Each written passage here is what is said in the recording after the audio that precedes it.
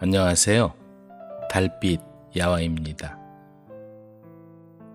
이번 시간엔 머슴과 결혼한 주인집 딸, 인어의 전설, 그리고 호자 이야기, 진짜 친구를 비롯한 민담, 설화, 옛날 이야기를 모아 들려드립니다. 머슴과 결혼한 주인집 딸. 벼슬을 그만둔 지 오래된 청렴한 선비집에 동매라는 젊은 머슴이 있었다. 딸이 5살쯤 되었을 때 선비집에 온 동갑내기 동매는 몸집이 크고 힘도 셌다. 먹는 양도 많아 한 끼에 3사람 몫은 먹어야 양이 찼으며 마음만 내끼면 남보다 몇 곱의 일을 했다. 하지만 너무 게을러서 스스로 일을 하는 적이 드물고 주인이 시켜야 마지못해 일하는 정도였다. 머슴이라면 무엇보다 일꾼의 구실을 해야 하는데 동매는 그렇지가 못했다. 주인 선비는 얼마 안 되는 땅을 의지해서 간신히 끼니를 때우는 형편이라 농사일은 동매가 맡아서 해야만 했다. 그런데도 동매는 일을 하려 들지 않았다. 주인 선비나 부인도 마음이 착해서 게으름뱅이 동매를 야단치는 법이 없었다. 무슨 사연이 있는지 선비는 머슴인 동매를 친자식처럼 아꼈다. 그런 선비를 보다 못한 이웃 선비가 여보게 저런 놈을 왜 당장 내쫓지 않나? 일은 안 하고 식량만 축내는 놈을 언제까지 데리고 있을 셈인가? 하고 말하면 주인 선비는 그동안 정이 들었는데 어찌 그렇게 할 수 있나? 아무리 끼니가 어려워도 함께 살아야지 하고 대답했다. 동매는 밥도 얻어먹지 못할 만큼 게을러서 대문 밖에 내놓아도 데려가겠다고 나서는 사람이 없을 정도였다. 그렇다고 오갈 데 없는 동매를 내쫓는다는 건 선비의 양심이 허락하지 않았다. 그 후 주인 선비는 병을 앓다가 세상을 떠났다. 식구들은 끼니도 간신히 이어가고 있었는데 당장 장례에 치를 일이 막연했다. 어떻게 해볼 도리가 없는 모녀는 울기만 했다. 보기가 안 되었던지 그토록 게을렀던 동매가 모녀를 위로하며 이렇게 말했다. 무슨 수를 써서라도 장례를 치르셔야죠. 옷가지나 폐물 같은 것이 있으면 주십시오. 제가 돈으로 바꾸어 장례를 치러드리겠습니다. 동매의 진실한 말에 부인은 그대로 따랐다. 돈이 될 만한 폐물과 옷을 간신히 챙겨서 장에 나간 동매는 돈으로 받고 돌아오는 길에 두꺼운 널빤지 넉 장을 사서 짊어지고 왔다. 그리고는 널빤지로 관을 짰다. 그런데 산소를 마련할 땅이 없었다. 동매는 하는 수 없이 이웃 부잣집을 찾아갔다. 사정이 이러하니 산소짜리를 떼어줄 수 있겠습니까? 그 집 주인은 워낙 인색한 사람이라서 선뜻 청을 들어주지 않았다. 동매는 그 집에서 넉 달 동안 일을 해주기로 하고 간신히 산소자리를 얻었다. 이렇게 해서 동매는 주인 어른의 장례를 정성껏 치렀다. 동매가 이처럼 집안일을 직접 나서서 한 것도 드문 일이었다. 동매는 약속대로 부잣집에 가서 넉 달 동안 열심히 일해 주었다. 일을 마치고 돌아온 동매는 아주 다른 사람이 되어 있었다. 밤낮 없이 일하는가 하면 새로운 농사 기술을 익혀서 수확량을 늘리기에 힘썼다. 집안에서 남자가 할 일을 도맡아 하는 건 물론이고 집안에 도움이 될 일들을 알아서 척척 해나갔다. 부인은 그런 동매가 고맙기만 했다. 동매가 열심히 일해준 덕분에 부인의 집안은 그 마을에서 제법 잘 산다는 말을 듣게 되었다. 이웃에서 동매에 대한 칭찬이 자자했다. 그래도 동매는 제 자랑을 하지 않고 부지런히 일만 했다. 그런데 부인에게 한 가지 걱정이 있었다. 나이가 찬 딸을 시집 보내야 하는데 어디서 배필을 구해야 할지 막연했다. 딸은 비록 동매가 머슴이기는 하지만 동매에게 은근히 마음이 끌렸다.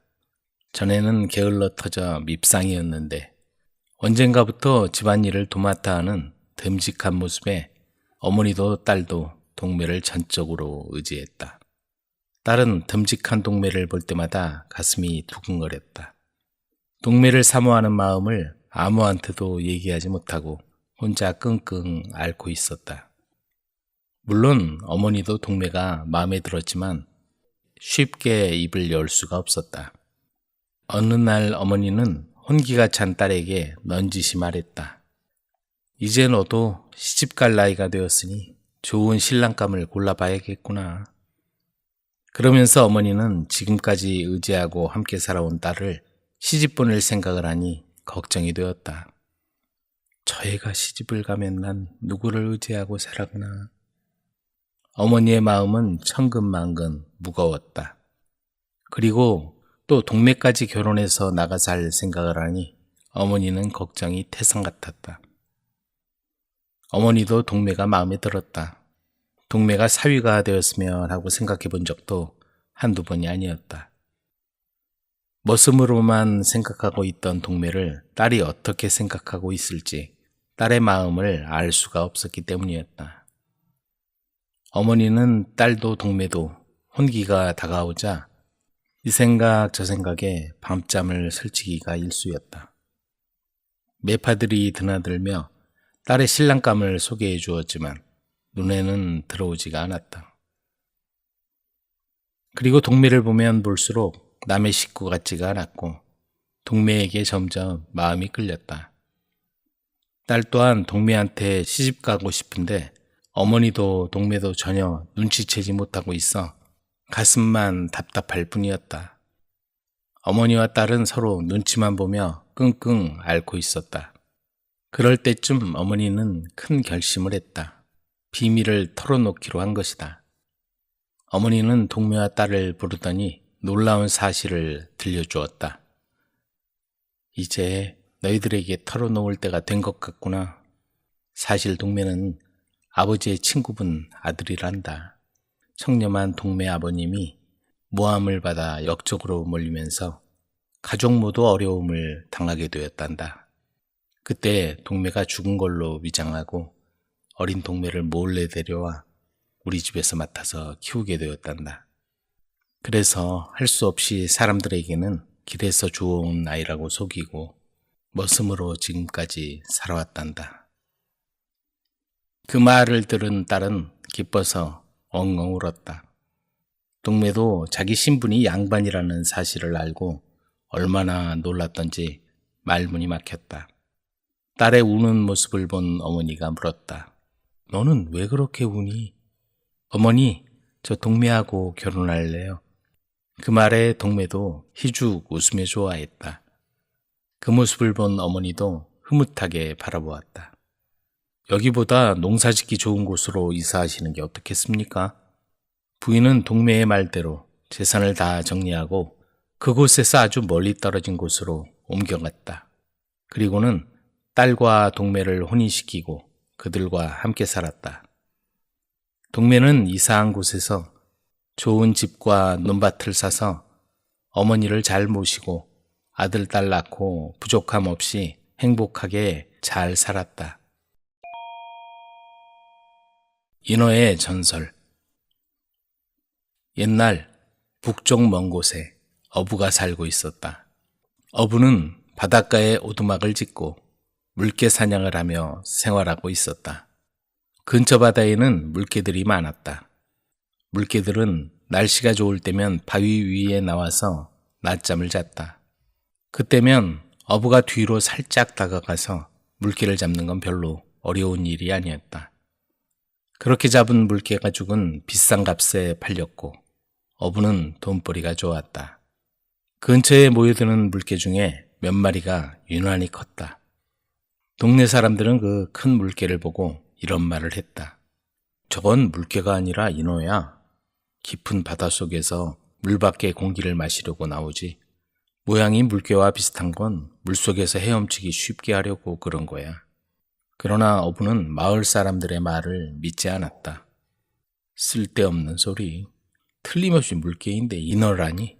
큰 걸 잡으면 더 비싸게 팔 수 있을 거야.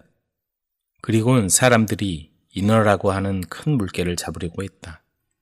어느 날 평소처럼 어부가 물개 사냥을 하고 있는데 아주 큰 물개가 나타났다. 어부는 살그머니 다가가서 작살로 물개를 찔렀다. 그런데 작살을 잘못 찌른 탓인지 물개는 소리를 지르며 몸에 꽂힌 작살을 미처 빼지도 못한 채 물속으로 들어가 버렸다. 어부는 실수로 작살마저 잃어버린 걸 속상해하며 집으로 돌아오고 있었다. 얼마를 가니까 길 저편에서 키가 크고 이상한 얼굴을 한 사내가 말을 타고 어부를 향해 오고 있었다. 사내의 키만 큰 게 아니라 타고 오는 말도 컸다. 어부는 깜짝 놀라 저 사람은 대체 어디서 오는 사람일까 하고 생각하고 있는데 말 탄 사내가 어부 앞에 와서 걸음을 멈추더니 당신은 뭐하는 사람이요? 하고 물었다. 어부가 물개를 잡는 사람이라고 대답하자 키 큰 그 사내는 물개 가죽이 많이 필요한데 팔라고 했다. 어부는 돈벌이가 생겼구나 하고 좋아했다. 그런데 그 키 큰 사내는 오늘 밤 안으로 가죽을 달라는 것이었다. 어부는 실망하며 그건 안 됩니다.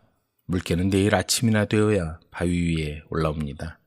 하고 대답했다. 그럼 내 뒤에 올라타시오. 물개가 얼마든지 있는 곳으로 안내해 드릴 테니까. 말 탄 사내가 말했다. 어부가 말에 올라타자 말이 쏜살같이 달리기 시작했다. 너무 빨리 달려서 어부는 혹시 말에서 떨어지지는 않을까 걱정되어 앞에 앉은 키 큰 사내의 허리를 꽉 붙잡았다. 얼마를 달렸는지 알 수 없었다. 말이 멈추길래 주변을 돌아보니 높은 낭떠러지 위에 와 있었다. 바로 밑은 검푸른 바다였다. 자, 내리시오. 사내가 퉁명스럽게 말했다. 어부는 말에서 내려서 조심조심 절벽 아래를 내려다보았다. 그러나 거기엔 검푸른 바닷물만 출렁거리고 있을 뿐 물개 한 마리 보이지 않았다. 어부는 슬며시 겁이 났다. 괜히 따라왔다는 생각이 들었다. 그러나 용기를 내서 말했다. 당신이 말한 물개는 어디 있습니까? 이제 곧 볼 수 있을 거요.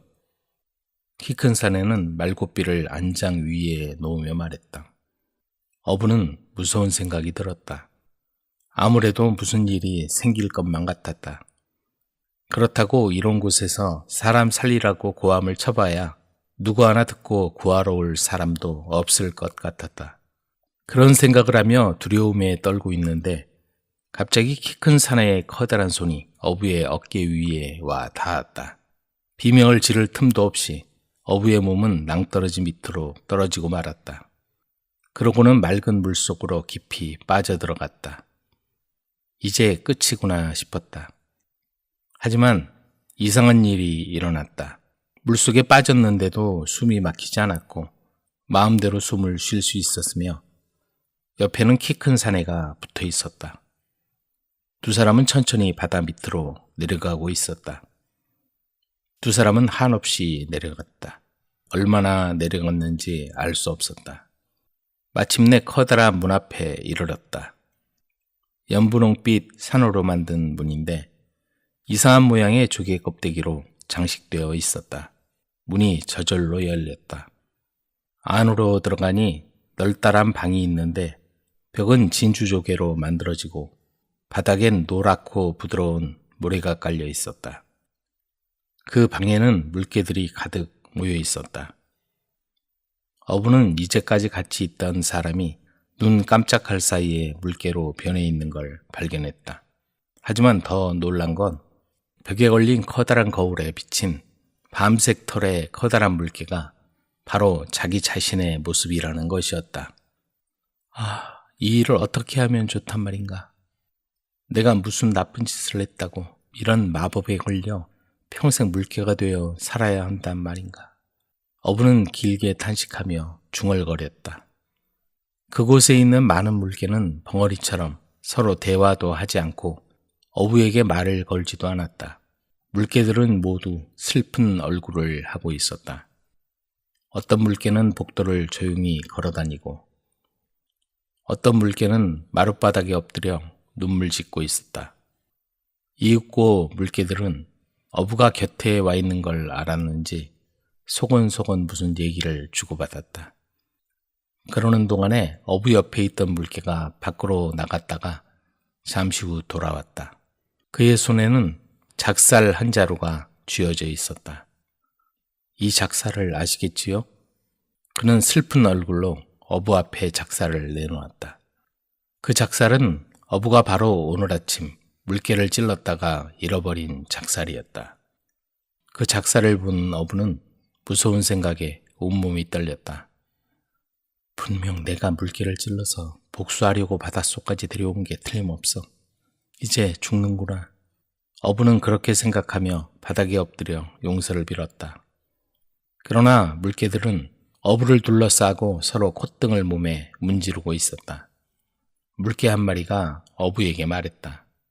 우리를 무서워하지 마십시오. 당신을 해치려는 게 아닙니다. 우리 부탁을 들어주기만 하면 언제나 당신을 보호해 드릴 것입니다. 원하는 게 뭡니까? 제 힘으로 할 수 있는 거라면 무엇이든지 해드리겠습니다. 어부는 있는 용기를 내서 간신히 말했다. 그렇다면 날 따라오십시오. 곁에 있던 물개가 어부를 데리고 아까 작살을 가지러 갔던 방으로 갔다. 그 방에 들어서자 어부는 다시 한번 깜짝 놀랐다. 갈색 털의 커다란 물개가 연분홍 바닷말 위에 누워 있었다. 물개의 옆구리에 커다란 구멍이 뚫려 있었다. 어부를 데려간 물개가 돌아보며 말했다. 이분은 내 아버지인데 오늘 아침에 당신이 작살로 찌른 물개입니다. 당신은 보통 물개라고 생각하겠지만 사실은 보통 물개가 아니라 인어입니다. 인어이기 때문에 사람처럼 말을 할 수 있습니다. 당신을 여기까지 데려온 건 아버지의 상처를 꿰매달라고 부탁하려고 한 것입니다. 당신이 아니면 아버지의 상처를 낫게 할 수 없기 때문입니다. 어부는 아무 생각 없이 한 일이었지만 이제 와보니 너무 지나친 일을 했다고 생각하고 공손히 말했다. 저는 상처를 치료할 줄 모릅니다. 하지만 그렇게 말씀하시니 제주껏 상처를 꿰매보겠습니다. 이런 일을 저질러서 죄송할 따름입니다. 그리고는 누워있는 인어 앞으로 가까이 다가갔다. 어부는 정성껏 상처를 씻고 꿰맸다. 꿰매는 솜씨가 마치 마법에 걸린 것처럼 빨랐다. 꿰매기를 마치자 이제까지 죽은 듯이 누워있던 인어가 금방 기운이 나서 벌떡 일어나 앉았다. 그리고 작살에 찔렸던 곳은 조그만 흉터만 남고 다 나아버렸다. 궁전에는 갑자기 기쁨에 넘친 웃음소리와 말소리로 가득 찼다. 물개들은 서로 얼싸안고 좋아했다. 물개들이 어부 곁으로 몰려왔다. 그리고 어부의 몸에 콧등을 문지르며 기뻐했다. 어부는 물개들이 하는 행동을 바라보며 죽이지는 않겠구나 생각했지만 집에 돌아갈 일이 걱정이었다. 하지만 그런 걱정은 할 필요가 없었다.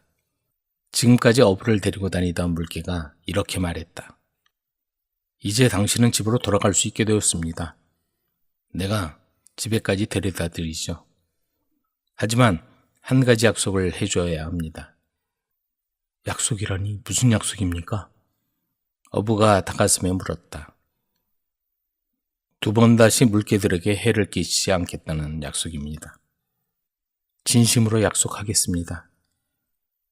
어부는 분명히 대답했다. 이 약속을 하면 앞으로 살림살이가 곤란하게 된다는 것도 알고 있었다.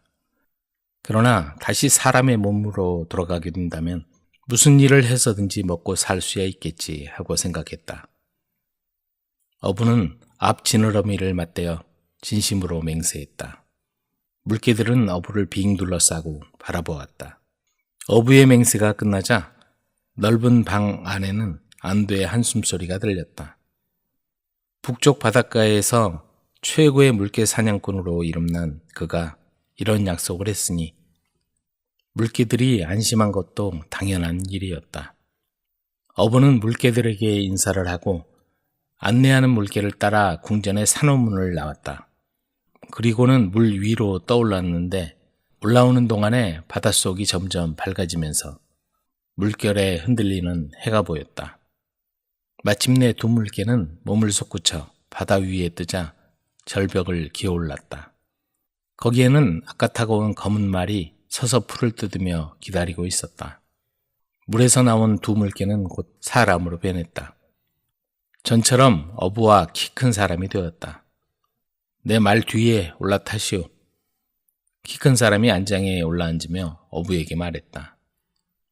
어부는 말등에 올라 그 사람의 허리를 꽉 붙잡았다. 말은 아까와 똑같이 달렸다. 얼마쯤 달리다가 말이 걸음을 멈추게 살펴보니 바로 어부의 집 앞이었다. 어부는 손을 내밀어 인사를 했다. 그때 키 큰 사람이 금화가 가득 든 주머니를 어부의 손에 쥐어주었다. 이제 당신이 할 일은 다 끝났습니다. 이번에는 내가 할 일이 남았습니다. 당신이 우리 때문에 하던 일을 못하게 되면 안 되겠기에 이 돈을 드립니다. 이것으로 한평생 편히 살아가십시오.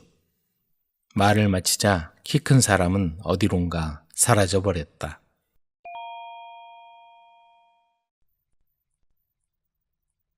죽은 가마솥. 큰 요리 그릇이 필요했던 호재 아저씨가 이웃집에서 구리 가마솥을 빌린 다음 약속 날짜에 다시 돌려주었다. 이게 뭐지요? 이웃 사람이 되돌려받은 가마솥을 살펴보더니 말했다. 가마솥 안에 작은 단지가 들어있어요. 당신 가마솥을 쓰던 중에 그것이 글쎄 작은 그릇을 낳았지 뭡니까? 어미 가마솥이 당신 것이니 당신이 아기 가마솥을 가질 권리가 있어요. 그리고 어떤 경우에도 아이가 그렇게 어릴 때는 어미에게서 떼어놓을 수는 없어. 호재 아저씨가 약간 정신이 나갔다고 생각한 이웃 사람은 더는 말하지 않았다. 정신 나간 사람이 무슨 말을 늘어놓던 이웃 사람은 작은 항아리를 얻은 셈이었고 그에게 손에 들 것은 없었으니까. 얼마 후 호재 아저씨가 다시 가마솥을 빌리러 왔다. 당연히 빌려드리죠. 아마 그것을 돌려받을 때 다시 작은 항아리가 생길지도 몰라. 이웃은 그렇게 생각했다. 그런데 이번에는 호재 아저씨가 가마솥을 돌려주지 않았다. 며칠이 지나자 이웃은 호재 아저씨에게 빌린 가마솥을 돌려달라고 말했다. 친구요, 나쁜 소식이 있어요. 당신의 가마솥이 죽었습니다. 그래서 지금 그는 무덤에 있어요. 호재 아저씨가 대답했다. 뭐라고요? 살아있지도 않은 가마솥이 어떻게 죽어요? 당장 돌려주시오. 잠깐만요.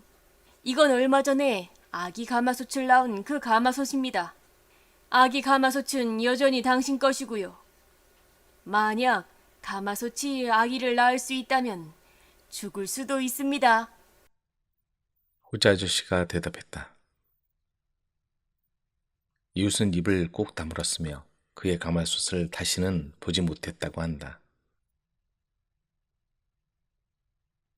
수프 냄새와 동전소리. 호재 아저씨가 재판관이었을 때의 일이다. 거지가 빵 한 조각을 얻었는데 그것을 싸둘 것이 없었다. 빵을 포장할 것을 얻으려고 근처 여관에 가서 종이를 좀 달라고 부탁했다. 여관 주인은 그를 빈손으로 돌려보냈다. 그러자 거지는 아궁이 위에 요리 중인 큰 스프 냄비가 보이는 부엌으로 몰래 들어갔다.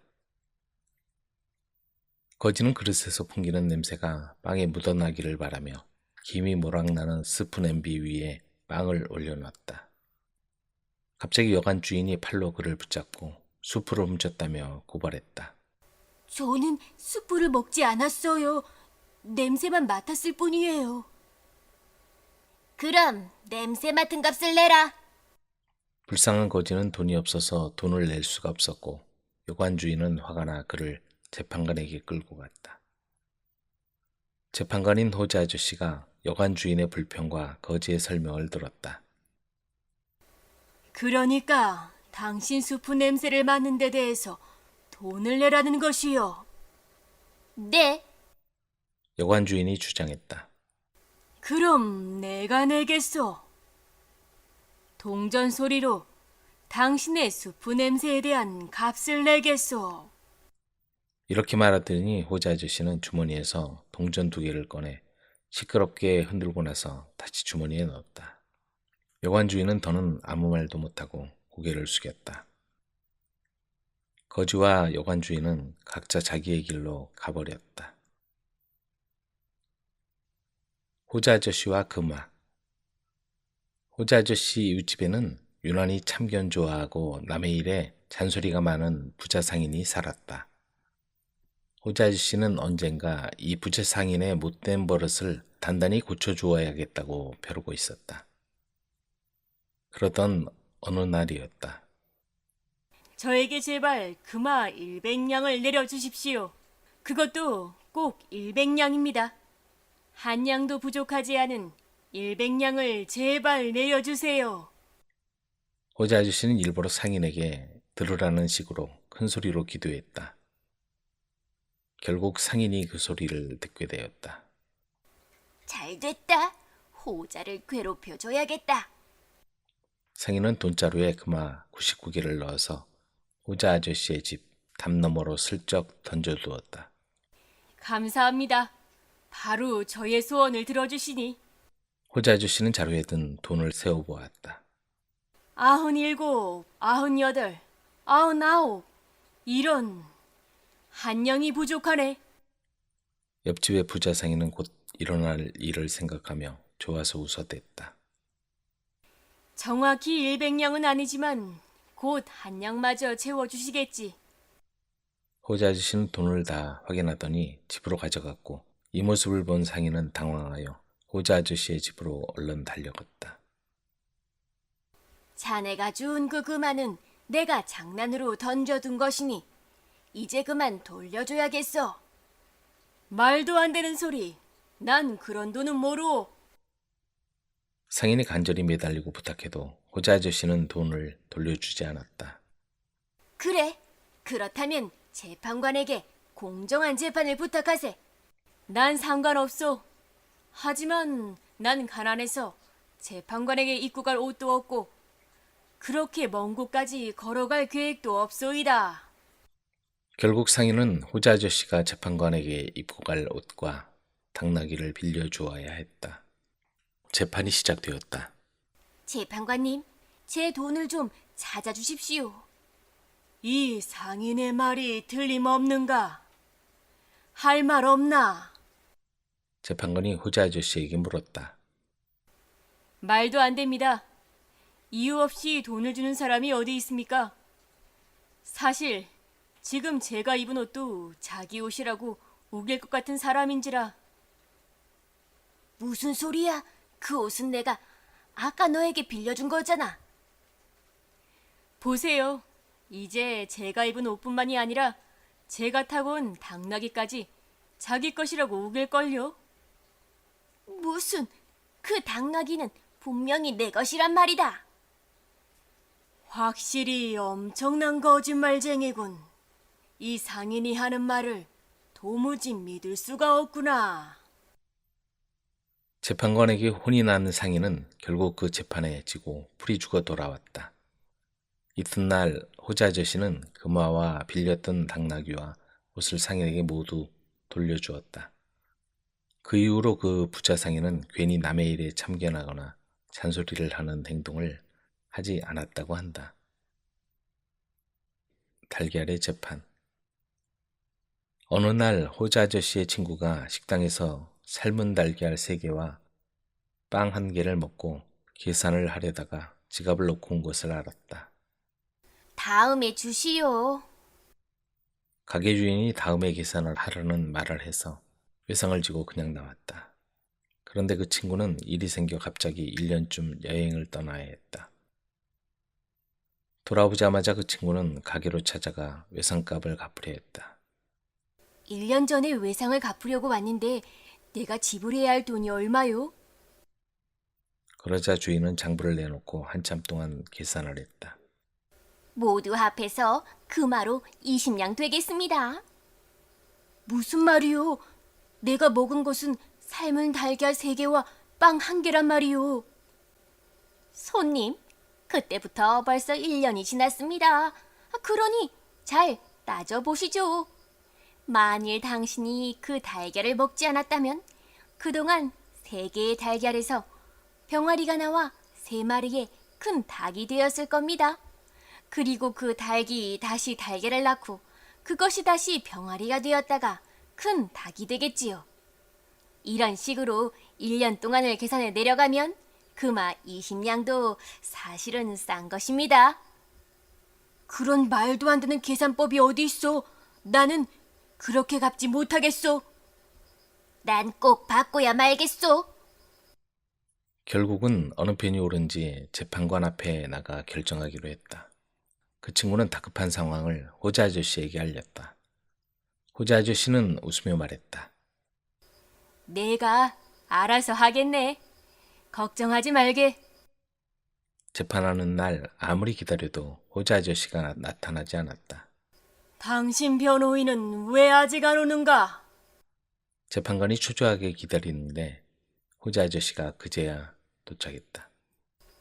어쩌다 이렇게 늦었나? 밭에 뿌릴 콩을 삶느라 늦었습니다. 무엇이 삶은 콩을 밭에 뿌리다니 말이 되는가? 그러자 호자 아저씨가 말했다. 재판관님, 삶은 달걀에서도 병아리가 나온다는데 삶은 콩에서도 당연히 싹이 돋지 않겠습니까? 말을 듣고 보니 그렇기도 하네.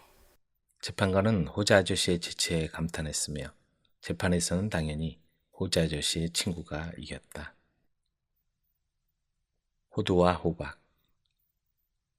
호자 아저씨가 오래된 호두나무 그늘에 누워 있었다. 휴식 중이었지만 그의 머릿속은 생각으로 가득 차 있었다. 그는 커다란 나무를 올려다보며 알라의 위대함과 지혜를 생각해 보았다. 알라는 위대하고 선하시다. 그러다가 문득 의심이 생겼다. 그런데 이처럼 큰 나무가 겨우 작은 호두 열매를 맺도록 창조된 것이 정말 지혜로운 것일까? 늠름한 줄기와 튼튼한 가지를 봐. 저쪽 들판에서 자기 열매의 무게를 견딜 수 없는 가냘픈 덩굴에서 자라는 호박이라도 가지에 쉽게 매달릴 수 있을 텐데 연약한 덩굴에서 호두가 자라고 튼튼한 나무에서 호박이 달려야 하는 게 아닐까? 이렇게 생각하고 있는데 이마에 호두가 떨어지는 바람에 호자 아저씨는 명상에서 깨어났다. 알라여 찬양받으소서. 지극히 지혜로우니여. 그는 두 손을 높이 들고 일어나서 소리쳤다. 만약 내 형편없는 지혜로 세상이 창조되었다면 나무에서 호박이 떨어져 내 머리를 쳤을 텐데 그럼 난 분명히 죽었을 거야. 알라는 훌륭하시다. 알라는 선하시다. 그분은 정말 지혜로우시다. 호자 아저씨는 그때부터 다시는 알라의 지혜를 의심하지 않았다고 한다. 비에 젖지 않는 방법. 임금님이 호자 아저씨를 데리고 사냥을 나갔다. 호자 아저씨가 탄 말은 보기에도 미끈했지만 알고 보면 아주 느린 말이었다. 호자 아저씨를 놀리려고 임금님의 부하들이 일부러 그런 말을 골라서 호자 아저씨에게 주었던 것이다. 한창 사냥에 열중하고 있는데 소낙비가 와서 임금님과 부하들은 급히 말을 몰아 성으로 모두 돌아갔다. 호자 아저씨도 말을 달려 빨리 뛰어가려 했으나 채찍질을 아무리 해도 천천히 걸어갈 뿐이었다. 할 수 없이 호자 아저씨는 옷이 젖지 않게 옷을 원장 밑에 넣어두었다. 그리고 천천히 걸어서 성에 도착했다. 호자 아저씨는 서둘러 젖은 몸을 닦고 옷을 입은 다음에 사냥에서 돌아와 쉬고 있는 임금님에게로 달려갔다. 그러자 임금님은 옷이 비에 젖지 않은 호자 아저씨를 보며 감탄하며 말했다.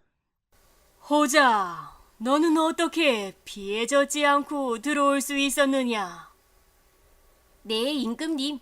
비에 젖을 틈이 없을 만큼 발이 빠른 말을 타고 있었죠. 그 말을 들은 부하들은 매우 놀랐다. 임금님은 호자 아저씨의 말을 듣고 대답했다. 그런 말이 있다니.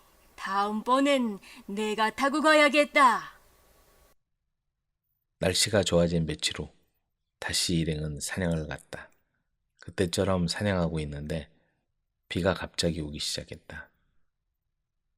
임금님이 말을 움직이려 하자 그 말은 꿈쩍도 하지 않았다. 임금님은 성으로 돌아와 당장 호자를 불러들여 호통을 쳤다. 이런 엉터리 같은 거짓말쟁이야. 내 거짓말 때문에 온통 젖은 내 모습을 봐라. 임금님, 그건 임금님이 머리를 잘못 쓰셨기 때문입니다. 갑자기 비가 오게 되면 재빨리 옷을 벗어 말 안장 밑에 쑤셔 넣는 겁니다. 그리고 비가 그칠 때에 옷을 꺼내 입는 거죠. 그러면 전혀 젖지 않아요. 내 이야기를 듣고 보니 그럴 법도 하구나. 임금님은 호자 아저씨의 재치에 깊이 감탄했다고 한다. 바지와 웃옷. 호자 아저씨가 하루는 시장에 나갔다. 바지를 사고 돈을 주려고 하다가 잠시 생각했다. 그래, 바지는 아직 그렇게 낡지 않았다. 당분간은 입을 수 있으니 웃옷을 사자. 호자 아저씨는 바지를 돌려주는 대신 웃옷을 골라 가게에서 성큼성큼 걸어 나갔다. 당황한 가게 주인이 외쳤다. 손님, 아직 돈을 내지 않았습니다. 돈이라니 웃옷 대신 바지를 주지 않았소. 그야 그렇지만 바지값을 손님께선 아직 내지 않았습니다. 무슨 말이요? 나한테 사지도 않은 바지값까지 내란 말인가? 가게 주인은 머뭇거리며 아무 말도 못하고 가만히 있었다. 그리고는 이내 고개를 끄덕였다. 두 가지 심부름. 호자 아저씨가 어렸을 때의 이야기다. 어머니가 말씀하셨다. 내과에 빨리 하러 갔다 올 테니 대문을 떠나지 말고 단단히 지켜라. 대문 앞에 앉아있자 친척 아저씨가 찾아왔다. 낮에 아주머니 올 테니 어머니께 알려라. 그러자 호자는 당장 대문을 뜯어내어 등에 지고 끙끙거리면서 어머니가 빨래하고 있는 냇가로 찾아갔다. 그것을 본 어머니는 기가 막혔다. 아니 대간절 무슨 일이냐? 어머니께서 대문을 떠나지 말고 잘 지키라고 하셨잖아요. 아저씨가 낮에 아주머니와 함께 오신다고 하셨으니 어머니한테 알리려면 이런 방법밖에는 없거든요. 심술쟁이. 호자 아저씨는 어렸을 때 매우 심술궂어서 아버지가 무슨 일을 시키면 반대로 했다고 한다. 어느 날 방앗간에서 돌아오는 길에 냇가에 이르렀는데 당나귀의 등에 실린 밀가루 자루 하나가 금방이라도 떨어질 것 같았다. 호자야, 자루가 떨어지겠다. 밀어 올려라. 라고 말하고 싶었으나 그렇게 말하면 심술궂은 호자는 당장 그 밀가루 자루를 냇물 속에 처박아 버릴 것이 뻔했다. 그래서 이렇게 말했다. 얘야, 그 밀가루 자루가 냇물 쪽으로 더 기울어지게 아주 밀어버려라. 그런데 호자는 그때 나는 지금까지 아버지의 말씀은 모두 거꾸로만 들어왔다. 사람이 언제까지나 그렇게 하는 것은 나쁜 일이다. 이제는 나도 착해져야지. 하고 생각했다. 속지 않는 아이. 호자 아저씨 마을에 사는 어떤 고집센 아이가 이렇게 떠벌리고 다녔다. 나는 누가 무슨 말을 해도 속지 않는다. 내가 널 속여주지. 호자 아저씨가 아이에게 말했다. 잠깐 기다려. 일을 마치고 와서 너를 속여줄 테니. 좋아요. 기다릴 테니까 속일 테면 속여봐요. 고집쟁이가 아무리 눈이 빠지게 기다려도 호재 아저씨는 돌아오지 않았다. 그런 곳에서 뭐하고 있니? 지나가던 아이들이 묻자 고집쟁이는 지금까지 호재 아저씨를 기다리는 이유를 들려줬다. 그러자 친구들이 비웃었다. 바보야. 호재 아저씨는 그렇게 말하고 널 속인 거야. 더 속고 싶어. 그렇게 서 있니? 땅이 뒤집힌다. 하루는 한 사나이가 호재 아저씨에게 이런 질문을 했다. 날이 새면 어떤 사람은 저쪽으로, 어떤 사람은 이쪽으로 가는데 그 까닭이 무엇입니까? 이 엉뚱한 질문에 호재 아저씨는 이렇게 대답했다고 한다. 그야 모두가 같은 방향으로 간다면 한쪽으로만 무게가 쏠려 땅이 뒤집힐 위험이 있기 때문이야. 뭐? 달림이 더 좋다. 어떤 사람이 호재 아저씨에게 물었다. 햇님과 달린 중 어느 편이 더 도움이 됩니까? 그야 말 하나 마나 달림이지. 그것도 모르나? 어떻게 해서? 햇님은 잘 알다시피 환한 대낮에 뜨는 것 아닌가? 그러나 달림은 그것이 아니지. 캄캄한 밤중에 하늘에서 길을 비춰주시니 달림이 더 도움이 된다는 것은 당연한 이치야. 꼭 할 말. 비가 갠 어느 날 호재 아저씨가 지붕에 올라가 수리를 하고 있는데 어떤 사나이가 찾아왔다. 무슨 일인가? 호재 아저씨가 지붕 위에서 물었다. 잠깐만 내려오십시오. 꼭 드릴 말씀이 있어서 그렇습니다. 호재 아저씨는 무슨 일인지 궁금하여 내려가자 사나이는 손을 내밀며 말했다. 쥐너는 한 푼만 줍시오. 그러자 호재 아저씨는 눈썹도 까딱하지 않고 이렇게 말했다. 좋아. 이 사다리를 타고 나를 따라 올라와. 호재 아저씨는 앞서서 사다리를 타고 지붕 위에까지 그 사나이를 데리고 올라가 말했다. 싫다네. 진짜 친구. 어느 마을에 부자 선비가 살았다. 나이 50살이 넘은 아버지와 30살이 채 못된 아들이 친구 사귀기를 몹시 좋아했다. 아버지에겐 아주 절친한 친구가 많았고 아들 역시 아버지 못지않게 술친구와 놀이친구가 많이 있었다. 어느 날 아버지가 아들에게 말했다. 네 친구 중에서 진정으로 너와 함께 슬픔과 즐거움을 나눌 만한 친구가 몇이나 되느냐? 아들은 잠시 손가락을 꼽아보더니 저와 함께 슬픔과 즐거움을 나눌 친구가 5-6명쯤은 됩니다. 하고 자신있게 말했다. 그래? 정말 대견하구나. 하지만 사람 마음은 급할 때 비로소 알게 된다고 했다. 그러니 내 친구의 진심을 한번 시험해보자. 아들은 아버지가 자기 친구들의 우정을 알아주지 않는 것이 섭섭했지만 그렇다고 반대할 마음은 없었다. 아버지는 통통하게 살이 찐 돼지 한 마리를 잡아서 먹음직스럽게 삶았다. 그리고 잘 빚은 수랑아리와 둘둘 말아두었던 돗자리를 꺼내 두었다. 밤이 깊어 자정이 가까워지자 아버지는 삶은 돼지와 수랑아리를 아들에게 짊어지게 하고는 집을 나섰다. 자, 이제부터 슬픔과 즐거움을 나눌 만한 내 친구의 집으로 가자. 그리고 나는 뒤에 숨어 있을 테니 너는 그 친구에게 내가 시키는 대로 말을 하거라. 아들은 아버지가 시키는 대로 하기로 했다. 아들의 친구인 김씨성을 가진 친구를 찾아갔다. 그 친구는 한밤중에 뜻하지 않게 찾아온 친구를 보고는 깜짝 놀랐다. 무슨 일이 생겼나? 이 밤중에 자네가 웬일이야? 그리고 자네 등에 짊어지고 있는 게 무엇인가? 자네 도움이 좀 필요하네. 사실은 우리 아버지께서 도둑을 잡다가 잘못하여 그 도둑을 죽이고 말았다네.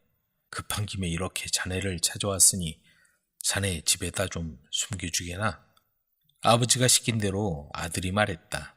그러자 김시성을 가진 그 친구는 얼굴빛이 싹 변했다. 일이 매우 난처하게 됐구먼. 여보게, 안 됐지만 집에 앓는 사람이 있어서 그러니 다른 친구를 찾아가 보게나. 친구는 고개를 절레절레 내저으며 문을 얼른 닫아버렸다. 그러자 아버지가 곁으로 다가와 아들에게 말했다. 얘야, 이번에는 박아무개한테 가보자. 그러나 박아무개 역시 처음에는 동정적이었으나 나중에는 그럴듯한 구실을 붙이고는 문 앞에서 따돌리는 것이었다. 아들과 아버지는 또 다른 친구의 집을 여러 군데 찾아가 보았지만 모두들 짊어지고 온 돼지와 술 항아리를 송장으로 알고 피하는 것이었다. 자, 그럼 이제는 내 친구의 집을 한번 찾아가 볼까? 아버지는 아들이 짊어지고 있던 것을 받아진 뒤 자기 친구 집으로 갔다. 그런데 아버지의 경우는 아들의 경우와 전혀 달랐다. 맨 먼저 아버지의 친구를 찾아갔다. 아니, 이 밤중에 자네가 어쩐 일인가? 분명히 무슨 일이 생긴 거지? 그렇게 말을 꺼내기 무섭게 대문 안으로 맞아들였다. 그러자 아버지는 선뜻 발을 들여놓지 않고 크게 한숨을 쉬었다. 여보게, 우리 아들이 도둑을 잡다가 그만 실수로 도둑을 죽이고 말았다네. 이 일을 어떻게 하면 좋겠나? 참 야단났구먼. 하지만 우선 좀 들어와서 뒷일을 의논해보세. 이렇게 송장을 지고 들어갔다가 자네에게까지 화가 미치게 되면 어떡하려고? 그런 섭섭한 소리 하지 말게. 자네 일이 곧 내 일 아닌가? 어서 들어오게. 친구의 말에는 진심이 듬뿍 담겨 있었다. 그러자 아버지가 아들을 돌아보았다. 어떠냐? 친구라고 하면 이 정도는 되어야 하지 않겠느냐? 하고 껄껄 웃으며 말했다. 그리고 친구가 영문을 몰라 어리둥절을 하는 사이에 짐을 풀었다. 놀라게 해서 미안하네. 사실은 이만저만한 일로 아들을 가르치기 위해 꾸민 일이라네. 자, 오늘은 기분도 좋으니 이 술과 고기로 마음껏 즐기세. 아버지는 아들에게 잘 봐두라는 듯이 이렇게 말하며 즐거워했다. 영리한 이발사. 독일 제크링겐 시골 마을에 손님이 별로 많지 않은 작은 식당이 하나 있었다. 오늘도 손님이 전혀 없는 텅 빈 가게에서 주인이 하품하고 있는데 어떤 사람이 불쑥 들어왔다. 수염을 덥수룩하게 기르고 허리에 칼을 찬 위험 있는 모습으로 보아 한눈에 그가 군인이라는 것을 알 수 있었다. 어서 오십시오. 무엇을 드릴까요? 주인은 싱글벙글 웃으며 공손히 메뉴판을 앞으로 내밀었다. 시골이라서 고급 음식은 안 됩니다. 주인이 그렇게 말하자 군인은 메뉴를 눈여겨보지도 않고 의자에 비스듬히 앉아 몸을 기댄 채 말했다. 정말 그렇겠군. 그보다도 수염을 깎고 싶소. 그 무슨 농담을. 여기는 이발소가 아닙니다. 주인이 당황하며 말하자 그건 알고 있어. 군인이 수염을 쓰다듬으며 퉁명스럽게 대꾸했다. 난 수염을 깎고 상쾌한 기분으로 식사하고 싶단 말이야. 그러니까 어서 이발사를 불러오시오. 네? 이발사를 식당으로 불러오라는 말에 주인은 놀라며 말했다. 저 이발소라면 바로 가까이에 있으니까 잠깐 다녀오시지요. 주인이 겁먹은 목소리로 말하자 닥쳐! 군인은 버럭 소리를 질렀다. 부르라면 부를 것이지. 자네는 손님 말을 거역할 작정인가? 네네, 곧 불러오겠습니다. 당장 칼이라도 뽑을 듯한 군인의 모습을 보고 주인은 잔뜩 겁을 집어먹고 이발소로 달려갔다. 그리고 이발소 주인에게 상황을 말하고 부탁했다. 좋아요, 좋아요. 이발소 주인은 기분이 좋아서 흔쾌히 승낙했다. 그렇게 뽐내는 손님은 의외로 마음이 후하거든. 틀림없이 비용도 충분히 줄 거야. 이발소 주인은 얼른 도구를 챙겨 식당으로 갔다. 왜 이리 늦었지? 식당에 들어서기가 무섭게 군인은 버럭 소리쳤다. 과연 식당 주인이 말한 대로 예의라고는 눈곱만큼도 없는 거친 남자였다. 자네, 솜씨는 좋은가? 그 점은 걱정하지 마십시오.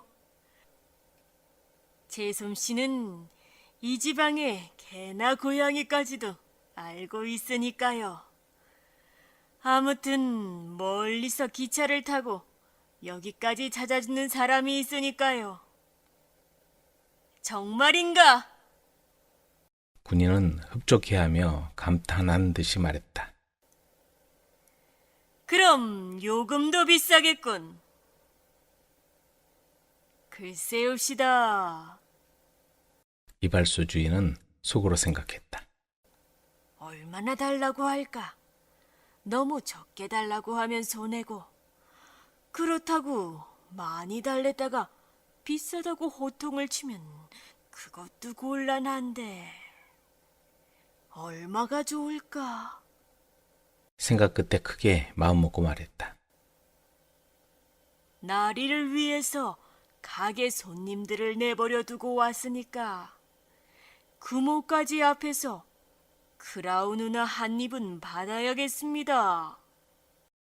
크라운 은하 한 입이면 이발소 주인이 온종일 일을 해도 벌지 못하는 큰돈이었으므로 깎이게 될 것은 각오하고 있었다. 너무 비싸다고 호통을 칠까봐 겁을 먹고 있는데 군인의 말은 뜻밖이었다. 역시 시골은 모든 게 싸군. 네? 이발소 주인은 잘못 들은 게 아닌가 생각하고 다시 말했다. 저 크라운 은하로 한 입 말입니다. 알고 있어. 확실히 저렴하군. 자네에게 크라운 은하 5입을 지불해주지. 정말이십니까? 내 말을 못 믿겠다는 말인가? 군인은 매우 못마땅한 표정으로 말했다. 그러나 내 얼굴에 상처 하나 내지 않고 깨끗이 깎아주었을 때의 얘기야. 만일 조금이라도 상처를 낸다면 크라운 누나는 지불할 수 없을 뿐 아니라 자네를 이 칼로 찔러 죽이겠단 말이야. 그래도 좋은가? 그러면서 허리에 차고 있는 칼을 한번 흔들어 보였다. 천만의 말씀. 저 대신 딴 사람을 보내줘. 이발소 주인은 얼굴이 새파랗게 질려 도망쳐 나와서 젊은 이발사에게 이 사실을 말해 주었다. 아니, 주인 어른답지 못하게? 그 젊은 이발사는 웃음을 터뜨렸다. 면도칼만 잘 든다면 얼굴에 상처 하나 내지 않고 수염을 깎는 건 누워 떡 먹기입니다. 저에게 맡겨주십시오. 그리고 쓱쓱 소리를 내면서 늘 사용하던 면도칼을 번쩍번쩍하게 갈았다. 자, 이만하면 충분하겠지. 크라운 은하는 내 것입니다. 젊은 이발사는 신바람이 나서 식당으로 달려왔다. 식당에 들어서자 군인은 재촉하며 말했다. 자, 빨리 부탁한다. 네네. 젊은 이발사는 군인의 가슴에 흰 천을 덮고 얼굴에 비누칠을 했다. 아주 익숙한 솜씨로군. 군인이 말했다. 그런데 잘 알고 있겠지. 자네가 만약 내 얼굴에 상처를 내지 않고 깎는다면 크라운이나 다선님을 주지만 만일 조금이라도 상처를 입힌다면 자네의 목숨이 없어진다는 것을 알고 있고 말고요. 젊은 이발사는 면도칼을 쥐고 수염을 깎으려다가 깜짝 놀랐다. 아니 이건 보기에는 그렇지 않았는데 손을 대보니 수염이 마치 철사처럼 뻣뻣했다. 자랑할 만큼 훌륭한 그 면도칼로도 어린 반푼어치도 없을 것 같았다. 만약 무리를 해서 깎는다면 얼굴에 상처를 내게 될 것은 분명했다. 보기에는 그렇지 않았는데 손을 대보니 수염이 마치 철사처럼 뻣뻣했다. 자랑할 만큼 훌륭한 그 면도칼로도 어린 반푼어치도 없을 것 같았다. 만약 무리를 해서 깎는다면 얼굴에 상처를 내게 될 것은 분명했다. 이건 내 솜씨는 감당할 수 없다. 이발사는 그렇게 생각하며 몸을 떨었다. 어떻게 된 거야? 빨리 깎으란 말이야. 군인은 허리에 차고 있던 칼을 흔들며 위협을 했다. 젊은 이발사는 벌벌 떨면서 뒤도 돌아보지 않고 식당을 도망쳐 나갔다. 힘들겠어요. 마치 철사처럼 뻣뻣하더라고요. 젊은 이발사는 머리를 극적거리며 주인에게 말했다. 그래. 그렇지만 아까운데 크라운이나 다섯잎이 눈앞에 굴러왔는데. 이발소 주인도 몹시 아까운 모양이었다. 게다가 그 거만한 구린의 코도 꺾어주고 싶단 말이야. 그때 견습 이발사 아이가 말했다. 그러시다면 저에게 맡겨주십시오. 뭐라고? 내가? 너 같은 아이가 어쩌자는 거냐? 당장 실패해서 단칼에 찔려버리고 말 거야. 그렇지만 해보지 않고는 모르잖아요. 아이의 당당한 태도는 진심인 것 같았다. 저는 교회의 축하 행사에 갈 때 입을 새 양복을 사기 위해 돈이 필요합니다. 만일 실패한다면 그건 그때 가서 생각할 일입니다. 그렇다면 가보거라. 진지한 아이의 말에 주인은 고개를 갸우뚱하며 마지못해 허락해 주었다. 아무리 무례한 군인이라 해도 아이를 찔러 죽이는 그런 끔찍한 짓은 하지 않을 거로 생각했기 때문이다. 견습 이발사 아이가 식당에 가자 군인은 어이가 없다는 듯 말했다. 아니, 이번에 내잖아. 목숨이 아까운 줄도 모르는 녀석이로군. 혼자 떠들어대며 칼을 쩔렁쩔렁 소리가 나도록 흔들었다. 그러나 그 아이는 조금도 겁을 내지 않았다. 만약에 실패한다면 그때는 나도 생각이 있어. 아이는 다시 한 번 더 다짐하면서 뜨거운 물수건을 몇 번이고 군인의 얼굴에 갖다 댔다. 철사와 같이 빳빳한 수염도 차차 부드러워졌다. 비누칠을 하자 흰 거품으로 수염이 산타크로스 수염같이 되었고 군인이 아무리 무서운 얼굴을 하고 있어도 전혀 겁이 나지 않았다. 아이는 침착한 태도로 천천히 면도를 시작했다. 거짓말처럼 부드러워진 수염이 기분 좋게 깎여 나갔다. 아이는 그제야 한숨을 내쉬며 군인 앞에 거울을 내밀었다. 오래 기다리셨죠? 자, 어떻습니까? 어디 보자. 군인은 거울에 비친 자기의 말쑥해진 얼굴을 바라보고 감탄하며 약속한 대로 크라운 누나 5잎을 주었다. 됐어. 상처 하나 나지 않았군. 감사합니다. 아이가 인사를 하며 돌아갈 채비를 하고 있는데 군인이 이렇게 말하는 것이었다. 난 내가 내 얼굴에 조금이라도 상처를 내면 이 칼로 찌르려 했는데 그것을 알고 있으면서도 태연히 일을 잘했구나. 그러자 견습이발사인은 웃으면서 대답했다. 그렇지만 저는 면도칼을 쥐고 있었어요. 아저씨가 저를 죽이려 하면 아저씨가 칼을 빼기 전에 아저씨의 목을 끊어버리고 도망칠 생각이었어요. 그 말을 듣자 군인은 얼굴이 파랗게 질렸다. 우쭐대며 사람들을 위협하고 있었는데 사실은 자기 자신이 아주 위험한 처지에 놓여 있었다는 것을 그때야 비로소 깨달았기 때문이다. 군인은 얼른 견습 이발사에게 은어 한 잎을 더 쥐어주고는 허둥지둥 식당을 빠져나갔다. 물 건너는 중. 어느 산골에 커다란 절이 있었다. 하루는 어떤 상좌가 뛰어들어오며 스님을 급히 불렀다. 스님은 대관절 왜 그러느냐고 물었다. 그러자 상좌가 대답했다.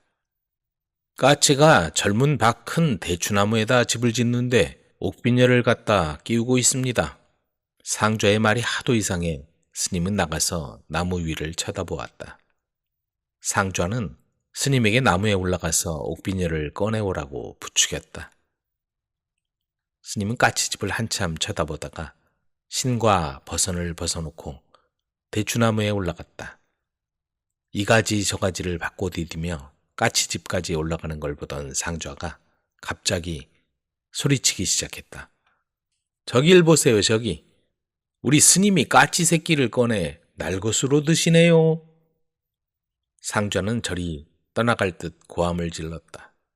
절 안에 스님들이 뛰어나와 일제히 쳐다보자 대추나무 위에 있던 스님은 너무도 당황하여 급히 내려오다 그만 가시에 온몸이 찢겨 피투성이가 되고 말았다.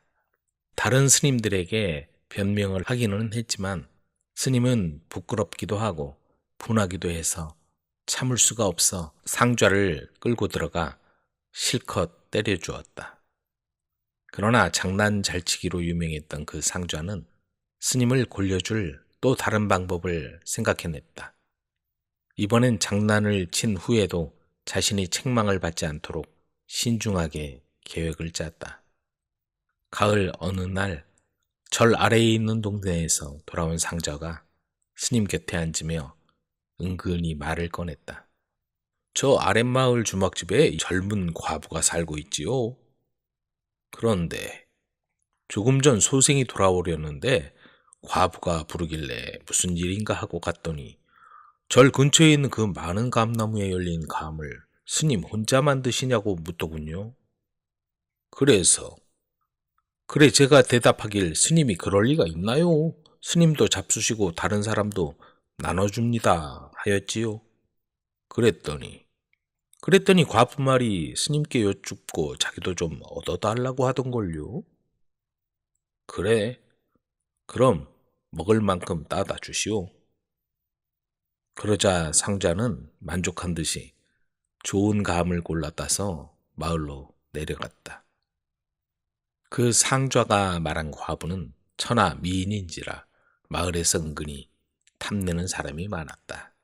스님도 그 과부의 뛰어난 미모를 익히 잘 알고 있었다. 겉은 꽃 같으나 속은 얼음과 같이 자디찬 천하의 미인. 감히 말을 붙여본 사람도 말소리를 들어본 사람도 없는데 감을 맛보자는 것은 나한테 마음이 있다는 것이 아닐까? 아, 이렇게도 감히 내게 도움을 줄 줄이야. 스님은 속으로 중얼거리며 마음을 졸였다. 얼마 후 상좌가 웃으며 돌아왔다. 스님, 감을 갖다 주었더니 어찌나 좋아하는지 모르겠어요. 그런데 그 과부가 또 이런 말을 하던걸요. 무슨 말을? 저 불당의 떡은 스님이 혼자 잡수시느냐고요. 그래서 모두 나누어 먹는다고 했지요. 대답 잘했소. 그랬더니 또 스님께 여쭙고 그것을 자기에게도 좀 나누어 주면 안 되겠냐고 묻던걸요. 상좌는 스님의 허락이 떨어지기가 무섭게 불당으로 들어갔다. 그리고는 불당 앞에 고이 놓은 떡을 전부 걷어서 마을로 내려갔다. 스님은 또 과부를 생각하며 상좌가 오기만을 고대했다. 그러던 중 저편에서 상좌가 들어왔다. 스님! 상좌는 스님을 부르고는 절 뒤로 뛰어갔다. 스님이 초조한 끝에 쫓아가니 상좌가 뒷간으로 들어가는 것이었다. 닥쳤던 게 지붕 쳐다보듯 스님은 걸음을 멈추고 상좌가 나올 때만을 기다렸다. 이윽고 상좌가 큰 소리를 내며 나왔다. 아이고, 똥 쌀 뻔했네. 스님이 뛰다시피 쫓아온 것이 분해 어찌 된 일이냐고 물었더니 상좌는 스님의 기색을 살피며 왜 여기에 계시느냐고 되물었다.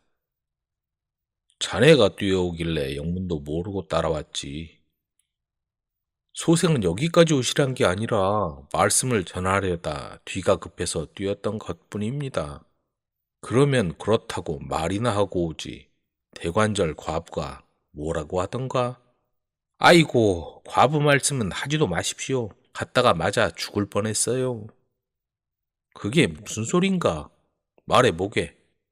스님은 답답하다는 듯 재촉을 했다. 떡을 갖다 놓고 얘기를 하려는데 과부의 아버지가 술이 취해서 작대기로 후려치면서 무슨 고약한 짓을 하려고 이곳에 왔느냐고 하잖아요. 그럼 아무 말도 들을 겨를이 없었겠구먼. 얻어맞고 뒷곁으로 도망을 치는데 과부가 쫓아오며 이틀 후에 오라고 했습니다만 다시는 못 가겠습니다. 더 이상 갔다가 맞아 죽으라고요?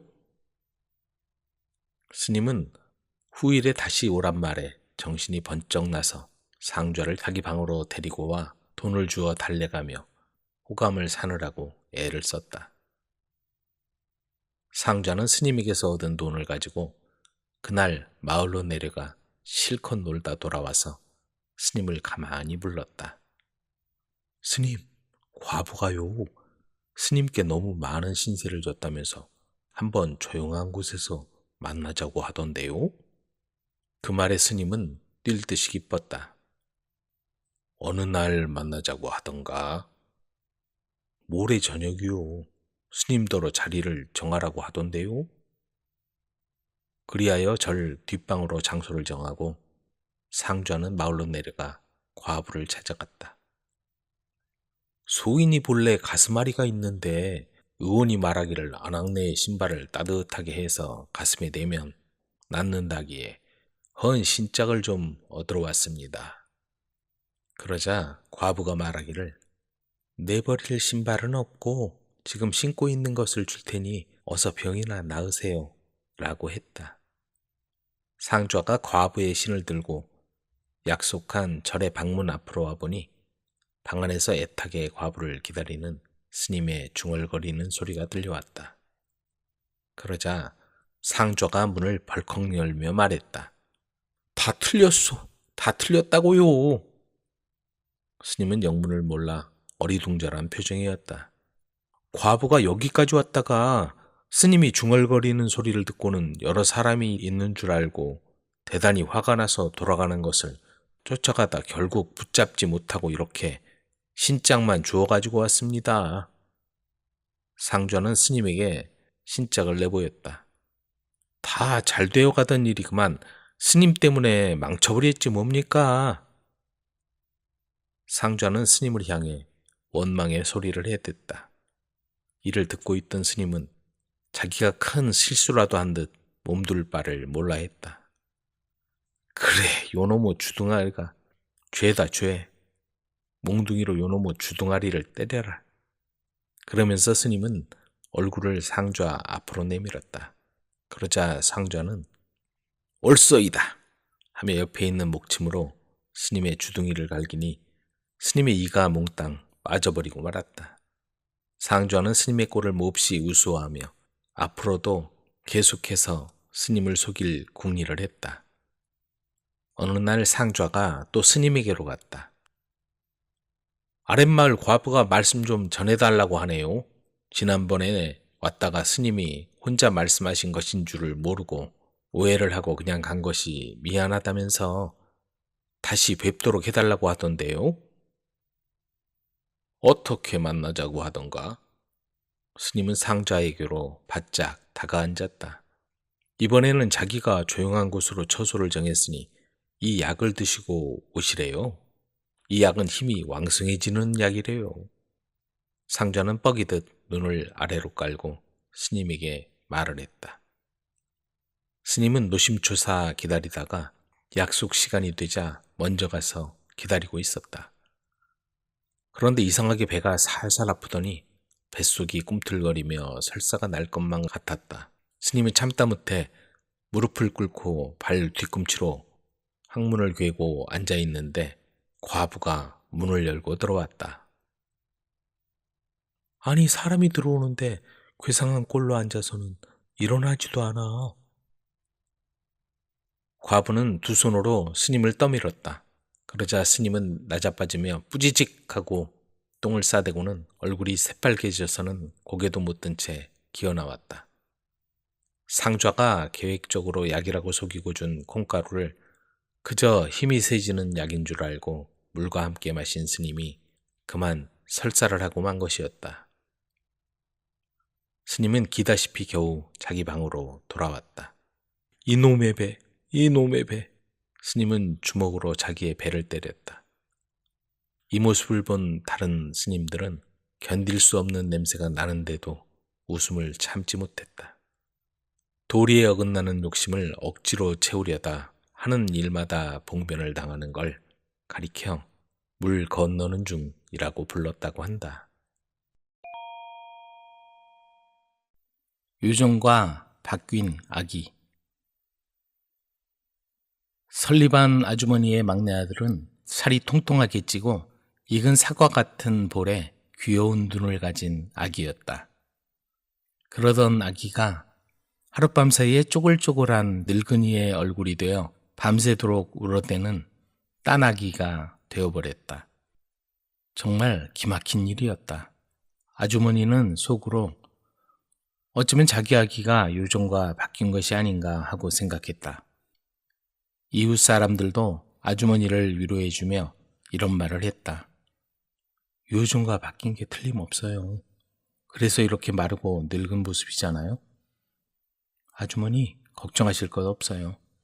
그 아이를 벌겋게 단 철판 위에 굴려주면 아주머니의 아기로 되돌아올 거예요. 틀림없어요. 또 다른 사람이 말했다. 그 말이 맞아요. 벌겋게 단 부젓가락으로 그 애의 코를 찢어버리세요. 그러면 당신 아기로 돌아올 거예요.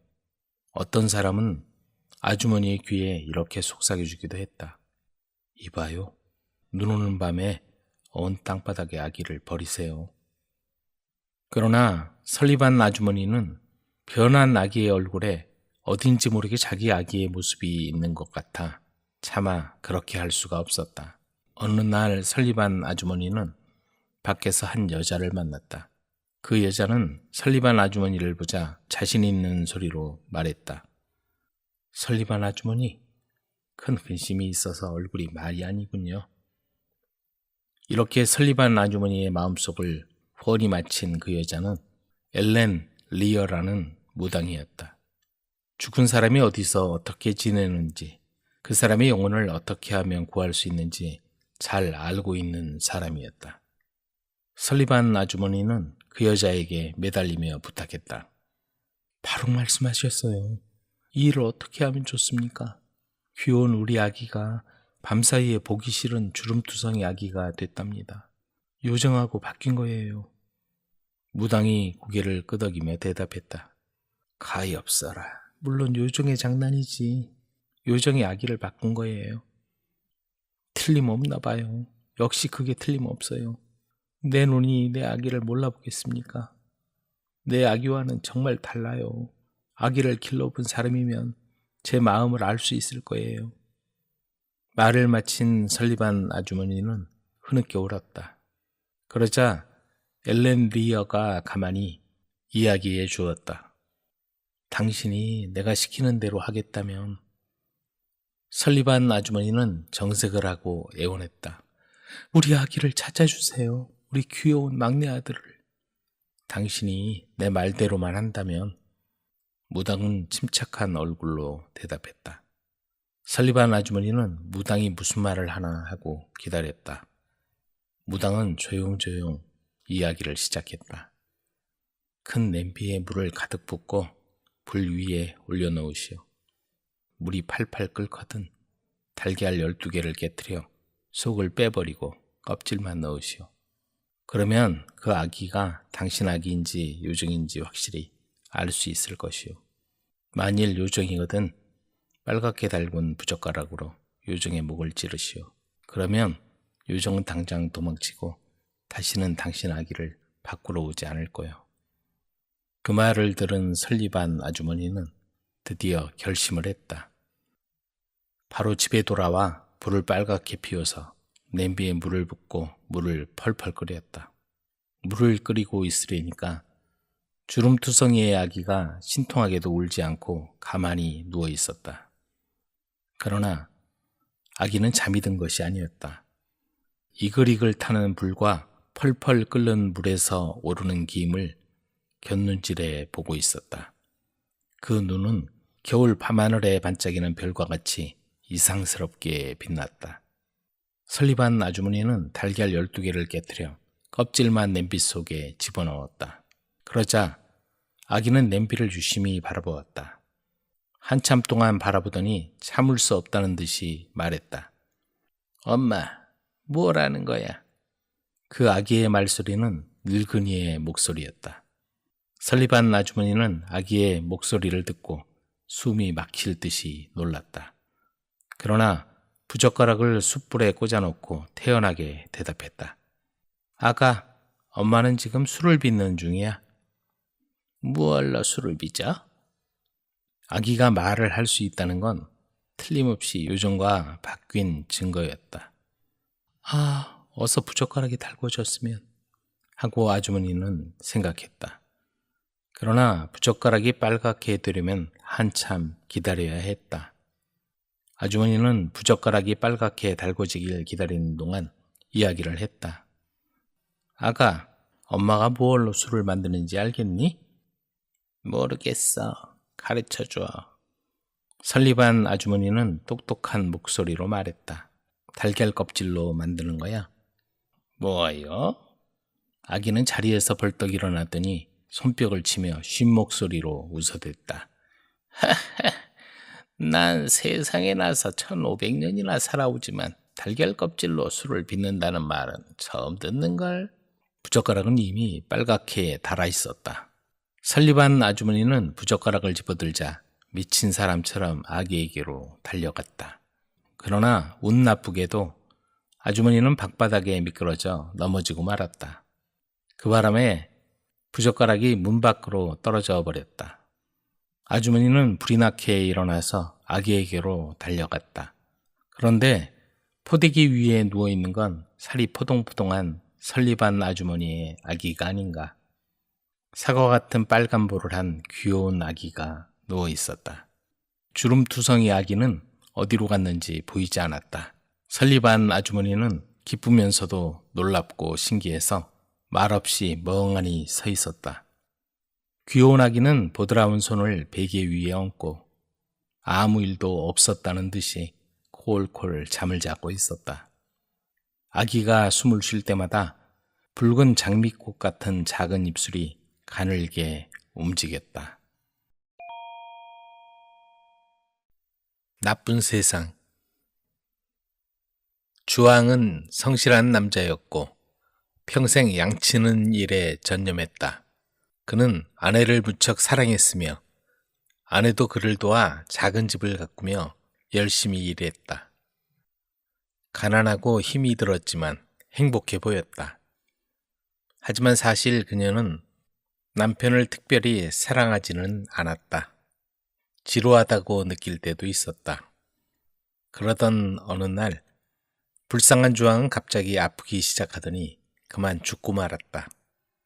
그 사건은 그와 아내가 양들을 언덕 옆에 가축우리로 몰고 가다가 일어났다. 아내는 아래쪽으로 소리쳤다. 힘센 소년 3명만 좀 보내주세요. 주왕을 데리고 내려가야겠어요. 목소리가 들려왔다. 지금 가고 있어요. 우리 4명이 지금 가고 있어요. 아니에요. 3명이면 충분해요. 내가 4번째 사람 몫을 하면 되니까요. 그녀가 말했다. 청년 3명이 언덕을 올라와 죽은 남편을 옮기는 걸 도와주었다. 언덕을 내려가는 길에 아내가 크게 소리쳤다. 아, 가엾은 내 남편 주왕. 이 아름다운 시골을 얼마나 좋아했는데. 죽은 남편을 집으로 옮긴 후 청년들이 떠나고 미망인이 된 그녀는 튀김 요리를 한솥 튀겼다. 갑자기 식욕이 솟아났기 때문이다. 주왕이 죽었다는 소식이 입에서 입으로 전해졌다. 마을 사람들은 애도를 표하려고 그녀의 집으로 몰려들었고 미망인은 이제 맛있는 튀김 요리가 가득 든 프라이팬을 치워야 했다. 근처에 살고 있던 이웃 사람이 커다란 강아지를 데리고 왔다. 그 개는 주인이 가는 곳이면 어디든 따라다녔고 그래서 월드라고 불렀다. 미망이는 월드를 잘 알고 있었고 그 개가 고기튀김을 넣어둔 저장실로 총알처럼 달려가는 것을 보자 꾸짖기 시작했다. 이 나쁜 월드 다 가지고 가는 거지? 하나씩. 아, 안 돼. 좋은 것만 골라가는구나. 다음 날 주왕을 묻었다. 하지만 튀김 요리에 대해서 전혀 모르던 이웃들은 미망인이 보여준 슬픔을 잊을 수 없었다. 불쌍한 여자야. 얼마나 착한지. 죽은 남편을 그렇게도 그리워하다니. 그들이 말했다.